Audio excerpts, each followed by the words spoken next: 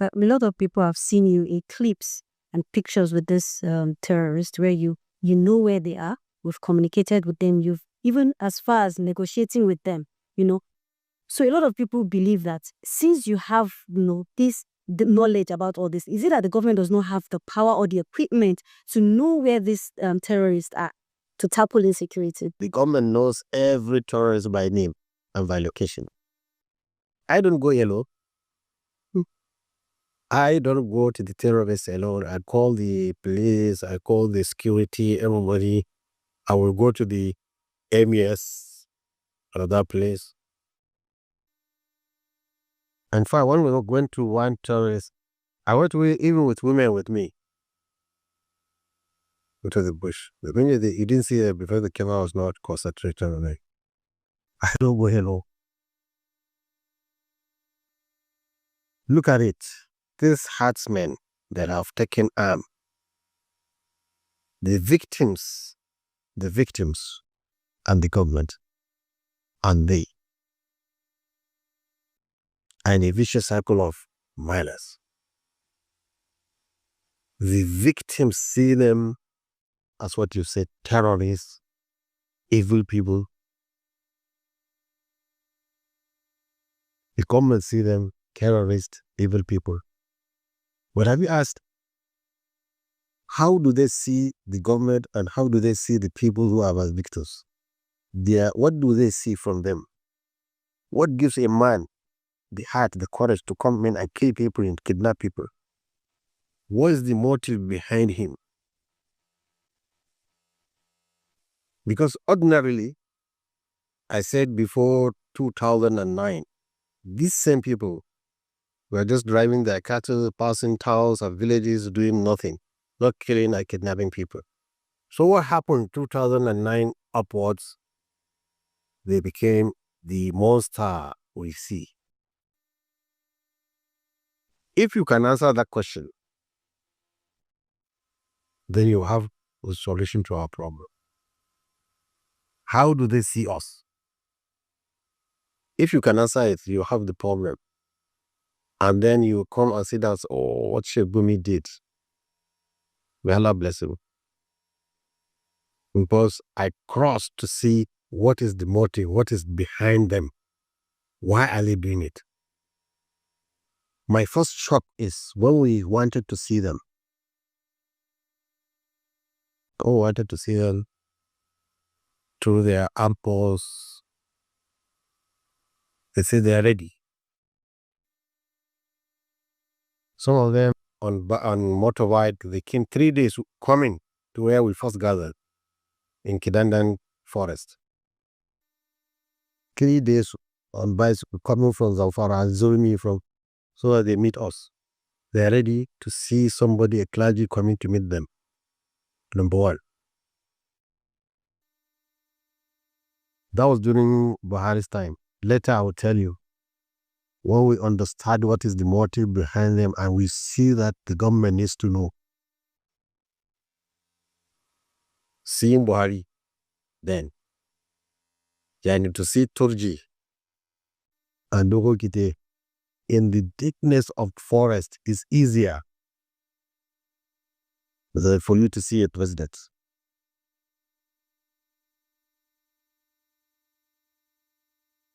Even now, if you want, you can go to the bush as a team and see them. But can you go to Aswan and see the president? So why are even the criminals more accessible than even the leaders are supposed to be more accessible? This is one of the problems. So when we went there, they came and gathered and we spoke with them. Okay, we give them time. So why I sit down with them, you see? I'm a preacher. I don't judge people. And when I hear that, So as far as to me, as far as for me, they are Nigerians and they are committing crime, I see. So, but I have to give them the benefits of that to explain my source. And so that I can hear exactly what they have I don't show them I love them.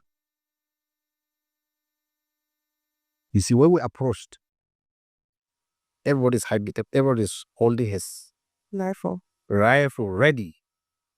Any small thing to fire. This is how we approach them.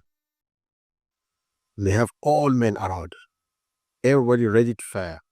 But when we come down from our death was, we say, let them bring chairs. We sit down with them. One of them, I made him to come and sit down close to me. He was saying, no. I made him, come, don't worry. You are our brother, come. Then he felt comfortable and he came and sat down.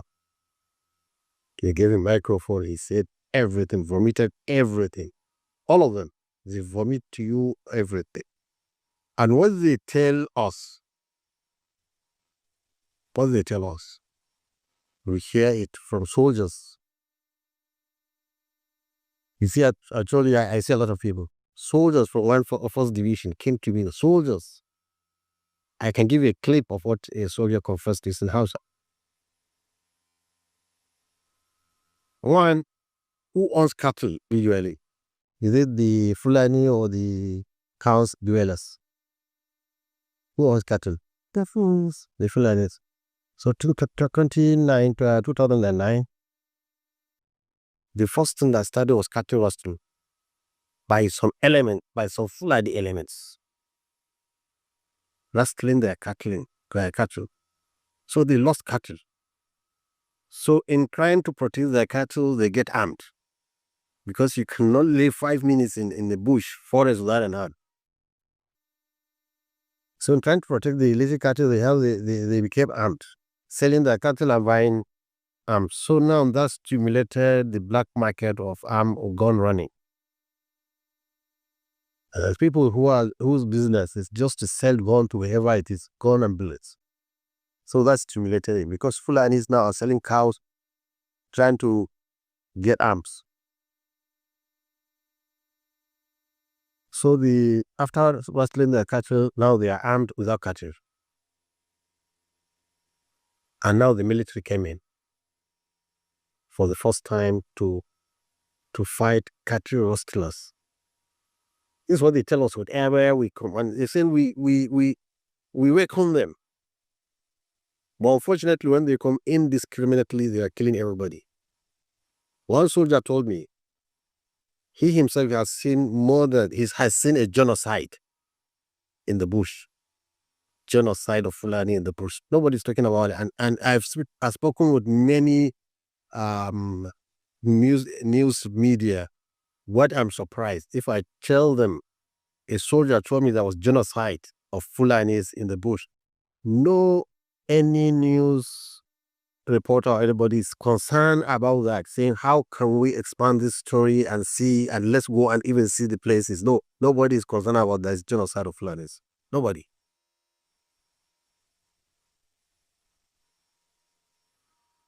And when we go to the bush, in front of government officials, we go to say, yes, the military came in and they were killing us. So we have to use our guns that we are trying to protect our cattle now to fight back. So then we ask them, why do you attack villages then? Why? What has the villagers done to you? They said vigilantes. The vigilantes come from that village, they come and kill us.